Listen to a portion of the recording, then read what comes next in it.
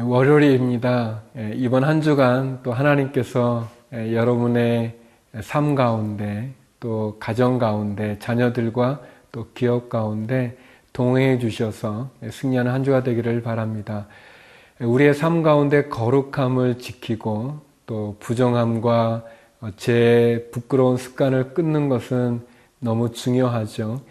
거룩하다는 것이 구별됐다는 그런 뜻이 있는데요. 우리의 삶의 신앙의 모습이 또 우리의 생활의 언어가 또 우리의 손과 발이 행하는 모든 행동들이 거룩하게 구별될 수 있다면 얼마나 좋을까요? 그렇지만 거룩함을 지키는 것은 어렵지고 죄를 짓고 또 잘못을 하고 또 이 유혹 가운데 넘어가는 것은 너무 쉽죠. 죄의 습관을 끊고 거룩의 자리로 나가는 그러한 축복의 시간이 되기를 바랍니다. 그런 마음으로 오늘 하루 또 주님 안에서 승리하기를 간절히 기도드립니다.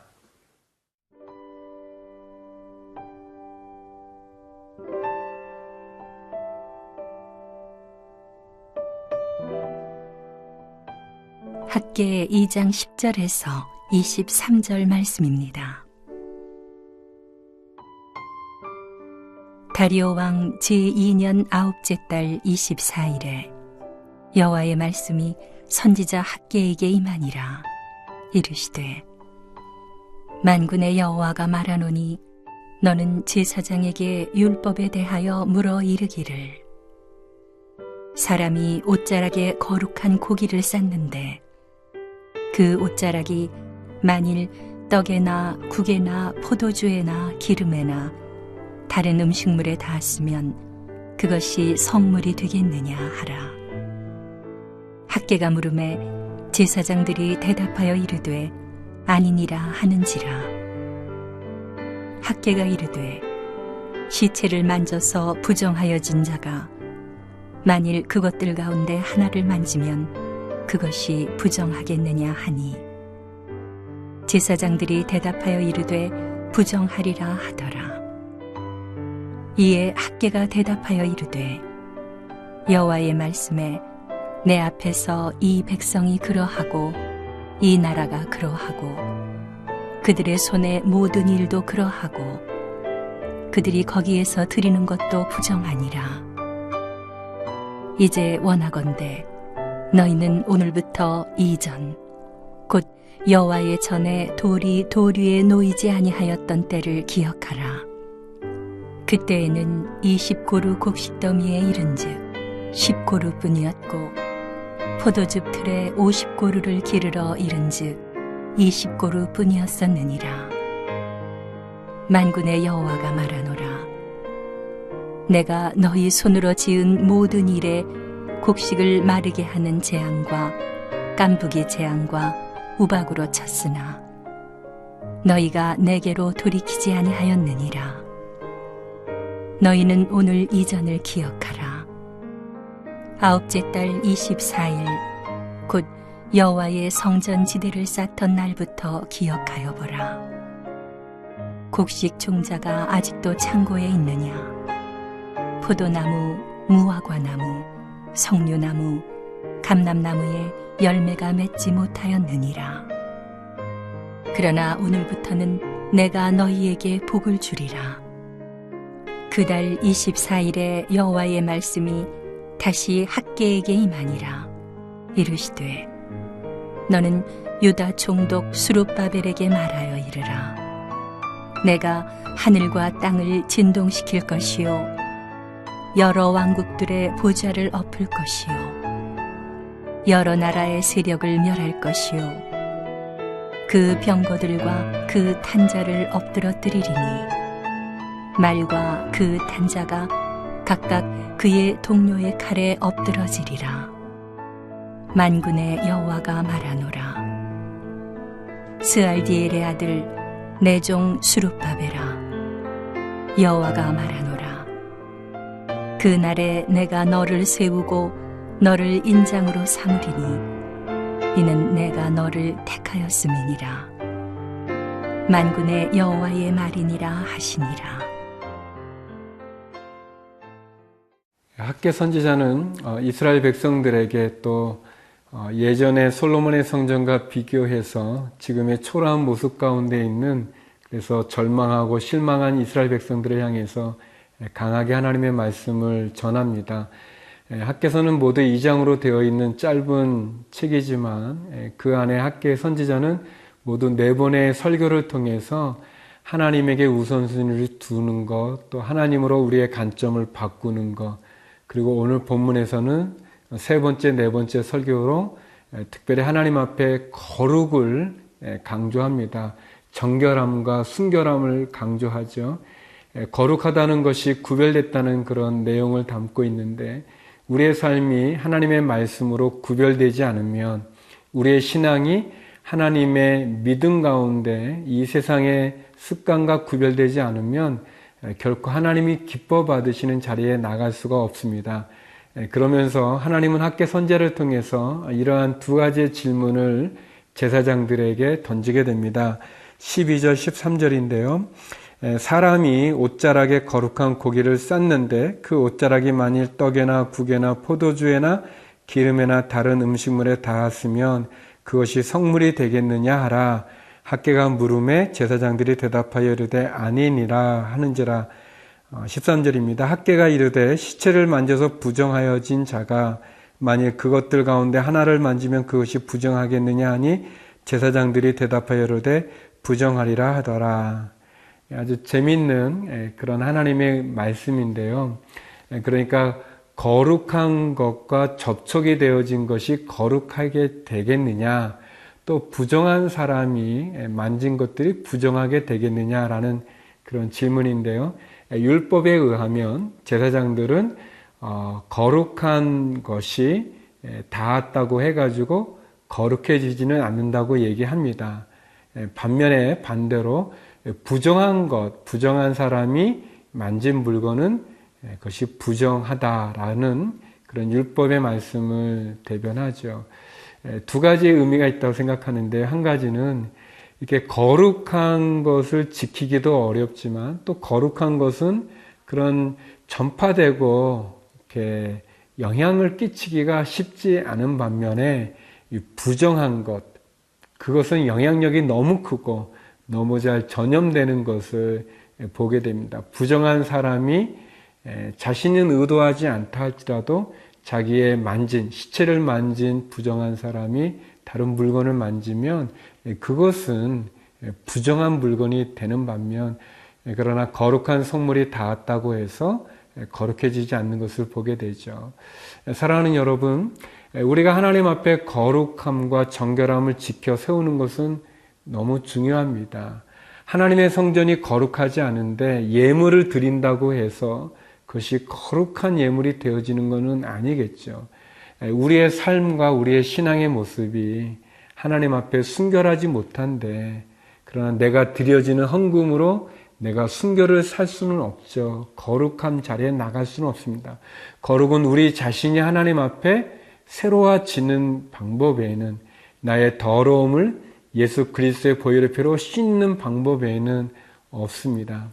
그러나 죄는, 잘못된 습관은 전염성이 너무 강해서 우리가 조심하지 않으면, 경계하지 않으면 넘어지고 쓰러지고 또 죄의 굴레에 매이게 되는 것을 보게 됩니다. 그래서 우리의 삶이 거룩한 삶을 지향할 뿐만 아니라 순간순간마다 기도하면서 하나님께 나가야 됩니다. 여기에 보면, 오늘 말씀에 보면은 학개 선지자를 통해서 하나님 분명하게 우리들에게 거룩한 삶의 자리에 서기를 원합니다. 하나님의 성전이 거룩한 것처럼 그 거룩한 성전에 드나드는 성도가 거룩하길 원하고, 그 거룩한 성도가 드려지는 예물이 거룩하기를 원합니다. 부끄럽고 수치스러운 죄의 습관은 끊어버리고 하나님 앞에 순결함과 거룩함으로 나가는 우리 모두가 되기를 바랍니다. 노력하지 않고서 거룩해질 수 없고, 거룩하지 않고 하나님께 나갈 수가 없습니다. 하나님께서 학개 선지자를 통해서 우리에게 주신 말씀과 같이 거룩함과 순결함을 회복하는 저와 여러분, 우리가 되기를 바랍니다.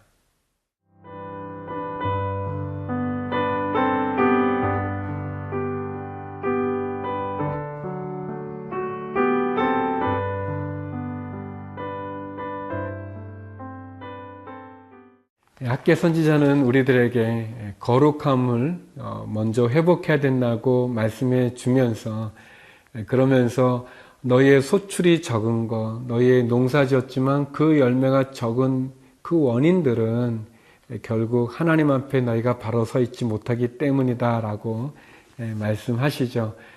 그래요. 저와 여러분의 삶 가운데 혹시 막혀진 부분이 있다면 우리는 우리 자신을 좀 돌아볼 필요가 있습니다.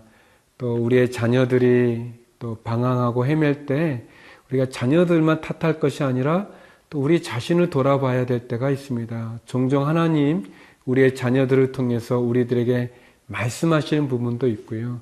또 우리의 가정이든 교회든 또 우리의 비즈니스 가운데선 우리의 사역의 부분에서든 우리가 뭔가가 막혀질 때, 뭔가가 뜻대로 되어지지 않는 어려운 상황 가운데 놓여질 때, 이해할 수 없는 그런 시련 앞에 우리가 서게 되어질 때 한번 우리를 점검할 필요가 있습니다. 물론 하나님 모든 일을 통해서 역사하시지만 특별히 우리가 거룩을 잃어버릴 때 능력도 잃어버리고 거룩을 잃어버릴 때 하나님과의 관계에 장애가 있다는 것, 벽이 생기는 것을 봅니다. 학계 선지자는 이제 마지막 스룹바벨을 축복하는 또 스룹바벨을 향한 하나님의 약속의 메시지로 그의 예언서를 마무리하고 있는데요. 23절 말씀입니다. 만군의 여호와가 말하노라. 스알디엘의 아들 내 종 스룹바벨아, 여호와가 말하노라. 그날에 내가 너를 세우고 너를 인장으로 삼으리니 이는 내가 너를 택하였음이니라. 만군의 여호와의 말이니라 하시니라. 학계 선지자를 통해서 하나님 스룹바벨을 축복합니다. 내 종, 내 아들 스룹바벨아, 내가 너를 세우겠다. 내가 너를 인장으로 너를 이렇게 삼고 내가 너를 택하였다라고 말씀해 주시죠. 놀라운 하나님의 말씀이고 하나님의 계획이며 약속이며 축복의 이야기입니다. 하나님께서는 하나님의 일을 할 때 사람을 세우십니다. 사랑하는 여러분, 하나님께서 저와 여러분을 세우셨다면 그분은 그 일을 할 수 있는 능력도 주실 것입니다. 하나님이 도와주지도 않고 또 능력도 안 주면서 우리에게 사명만 맡기거나 일을 맡기지는 않습니다.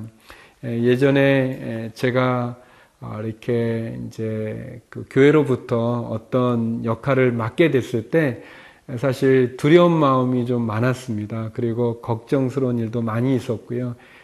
충분히 그럴 수 있지 않겠습니까? 그래서 제가 좀 이렇게 주저하고 또 어떻게 해야 될지 좀 이렇게 답답하고 또 그래서 자신 없어 하는 어떤 그 시점에 저희 형님이 계시는데, 형님은 이제 그 집사님 그냥 평신도시인데 형님이 저한테 그런 말씀을 해주셨습니다. 종길아, 만약 하나님께서 너한테 어떤 일을 맡기면 그 일을 할 수 있는 능력도 주지 않겠니?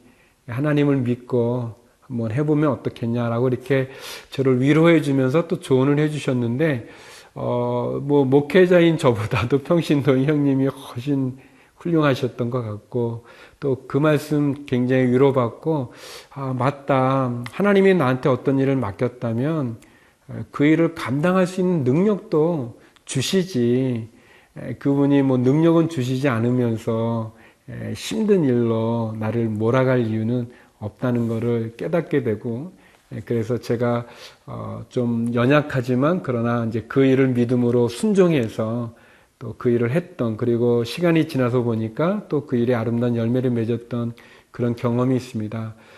스룹바벨을 향해서 하나님, 낙심할 수 있는 이스라엘 백성들을 향해서, 또 스룹바벨 지도자를 향해서 분명히 말씀하시죠. 내 아들, 내 종, 내가 너와 함께하고 내가 너를 세우고 내가 너를 인장으로 삼겠다. 내가 너를 나의 대표로 삼아서 이 일을 이루겠다라고 말씀하십니다. 저와 여러분에게도 하나님 동일하게 말씀하십니다. 내가 너와 함께하고 내가 너를 세워주고 내가 너에게 그 일을 감당할 능력도 주리라. 그렇게 말씀하십니다. 우리 선교사님들 마찬가지로 얼마나 어렵습니까? 그러나 하나님, 여러분을 선교사로 세우셨다면, 여러분을 목회자로 세웠다면, 여러분을 교회 리더십으로 세우셨다면, 또 여러분에게 어떤 일과 사역을 맡기셨다면 그 일을 감당할 능력도 주시는 분이 하나님이십니다. 그 하나님을 신뢰함으로 전진하시기를 바랍니다. 승리하시기를 바랍니다. 그 일을 감당할 수 있기를 기도드립니다. 기도하시겠습니다. 거룩하신 아버지 하나님, 학계 선지자를 통해서 우리를 위로해 주시고 용기를 주시고 또 그 일을 감당할 능력도 주시겠다는 하나님의 약속의 말씀을 들었습니다. 우리가 지치고 낙심될 때 용기를 갖게 하여 주시고 하나님이 주시는 능력으로 하나님이 맡기신 사역을 감당케 하며 열매 맺게 하여 주시옵소서. 방황하고 힘들어하는 우리의 자녀가 있다면 도와주셔서 주께 돌아오게 하여 주시옵소서. 예수님 이름으로 기도드립니다. 아멘.